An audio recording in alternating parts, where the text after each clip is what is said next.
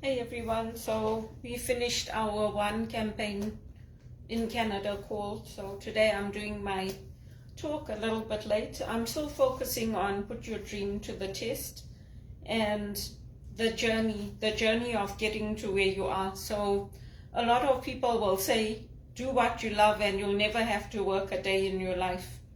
And I like John Maxwell because he says that's not true. There's always steps, there's a process along the way, and once you're good at something, you enjoy it.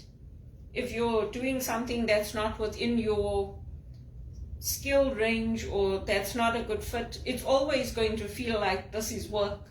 But when you develop the skills, sometimes when you learn to use them, you start to enjoy them.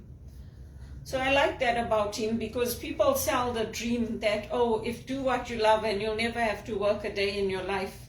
But there's a process in understanding what you love and understanding that sometimes doing what you love, those opportunities are not available or you don't get selected for them. So when I worked at Johannesburg Child Welfare in South Africa, I loved it.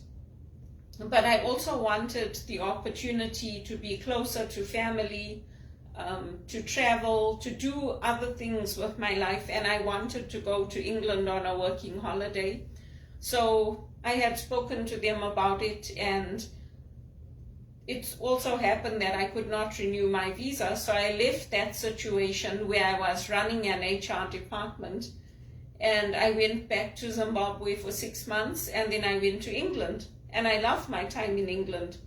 It was very enjoyable for me. I got to travel. I got to do a lot of things that I liked. I saw a lot of Britain. I went on Kentucky tours. And I'm glad I did them when I was young. And traveling on your own is fun because you get to meet a lot of different people.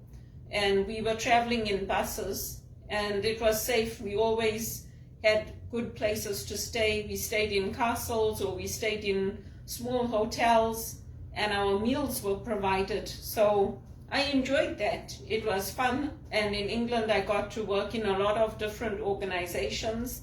I worked in law firms, I worked in construction, I worked in investment banking. So it was nice for me. Of course, there's the periods in between where you're not working are always hard. But I got to experience a lot of different roles, and I stayed open to them. And I also had friends who helped to open doors for me. So I had people in England that helped me to register with agencies, that took me in, that gave me referrals. And I also had my friend from South Africa, Liesl Burnett. She helped me to connect with a recruiter who helped me to get into Bovis Lend-Lease. And so it's good to have people like that in your life. Unlike here, where I had to do everything on my own, I had to find out where the agencies were, the names of them, call them, send my resume, register with them. I did everything on my own. So it was very, very hard for me.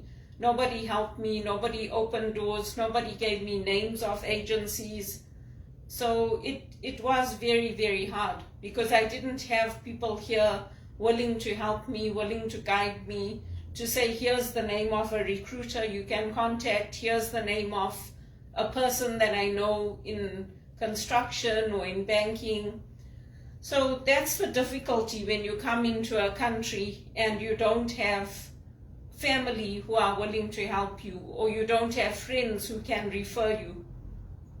And that's what I had to do. So it is difficult, it is hard, but Mandela always said with freedom come responsibilities, and I've read his autobiography, Long Walk to Freedom, and he does say in there that when we have our freedom, we have a responsibility to use it wisely. And that's true for our work as well. Our potential and tapping our potential is also up to us. We have to take steps to develop our potential.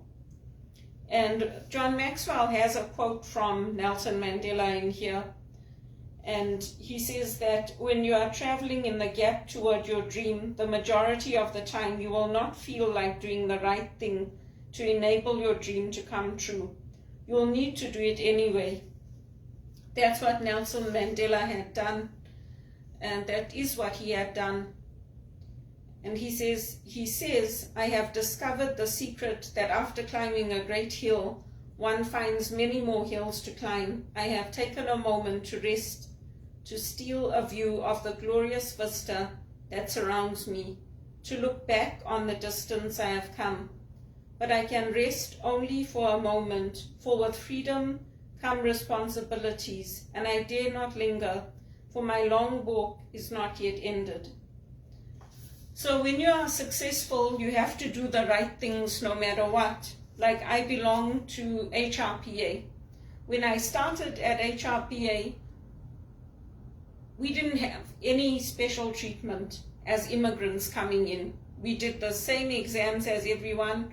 We went the same route as everyone, every Canadian.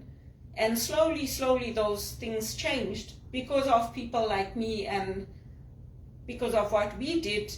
People got to have a different route. They got to have their credentials assessed and their education assessed, and they got in to get their credentials that way.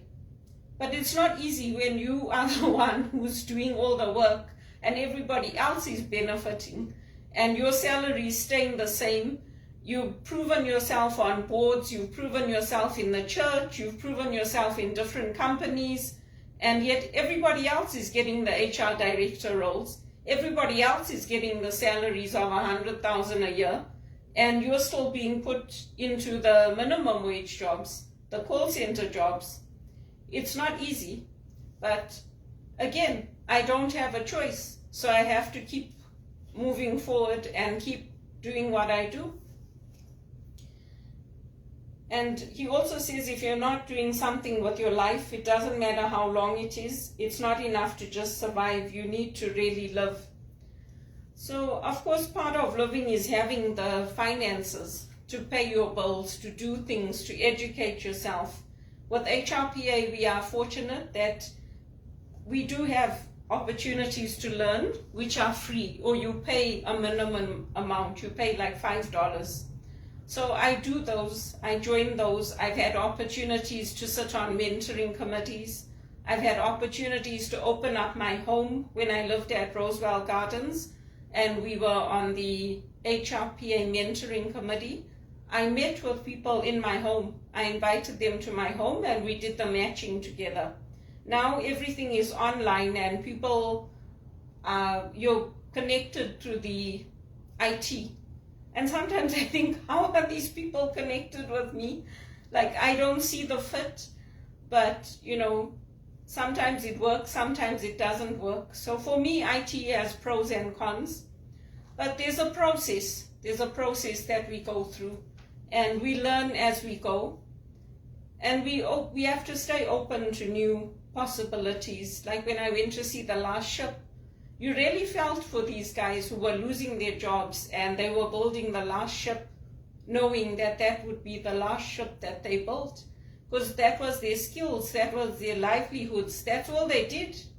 And that's all they knew, the same as when car companies were shutting down in Canada because they were producing the cars overseas.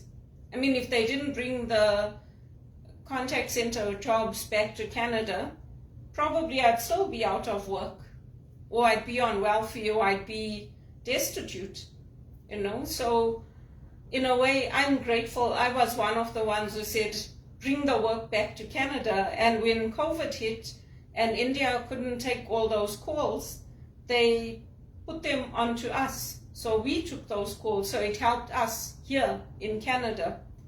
But that's how it is sometimes. I just try to stay open to new possibilities, new environments.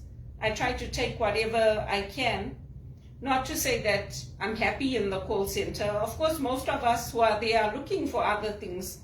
Most of us have degrees, most of us are highly qualified, and we're bringing a lot of skills and experience to the table. Some of us are in transition, or we are training to become nurses or doctors or dentists. And so this is a survival job until the training is completed. But with me, I have the skills, I have the training, I have everything. So for me, it's heartbreaking. Like a lot of people, I'm frustrated because things are not falling into place for me. I'm not getting the good paying jobs. I'm not getting the opportunities that I see people I mentored getting as HR directors, as senior executive assistants. So it's frustrating for me. But I keep moving forward. I keep doing the right things, and I try to keep a good attitude. If you talk to my supervisors at Teleperformance, they'll always tell you, when Belinda talks, you always hear the smile in her voice. She's always polite, she's always professional, she's always nice to people. So, that kind of feedback, it helps because it's not a very rewarding job. It's not rewarding emotionally, it's not rewarding financially, and we work all different shifts. And with my health, it's challenging because now I'm going to start working shifts where I'll be finishing at night, which is not good for my health, but I don't have a choice.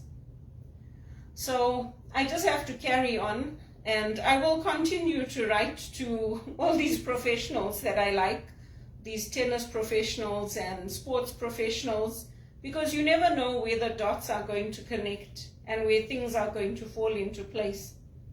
But at least I know I'm making a difference. Sometimes my customers on Fanatics have cried with me.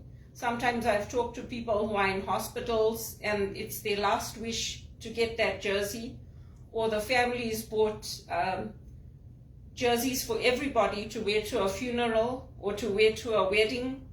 So it's that emotional connection that the fans make with me that helps me to find some satisfaction in my work. That helps me to feel, okay, you made a difference on this call. And the gratitude of the Americans. They know how to make people feel special. Some of them, they tell you, this is my dying wish, or it's the dying wish of my grandchild, or it's the present that I'm buying for my child, or for my mother, or whoever, my grandmother, and it's very special.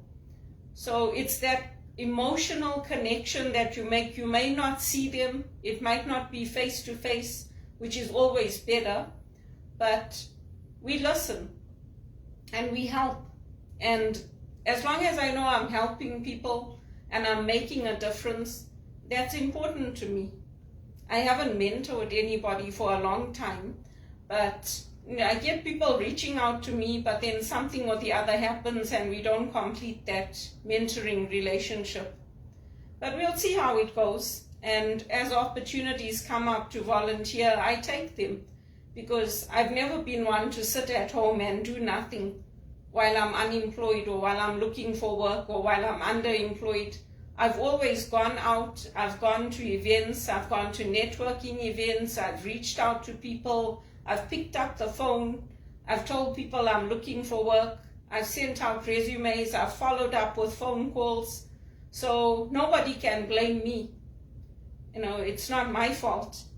And I'm glad I have John Maxwell, because it helps you to change. In life, if you don't change, you're going to be left behind. You're going to be a dinosaur sitting there, because everybody else will change around you and you will refuse to change. And so life changes us, opportunities to learn change us. And I'm happy I've changed, because if I didn't change, I wouldn't be able to do the call center work. It's good to change. I've changed, and I hope you will change. And I hope the change that comes about for you will help you, because the world has changed. We don't live in the same world we lived in before COVID hit. We live in a very different world. So it's changed me, and I hope it changes you.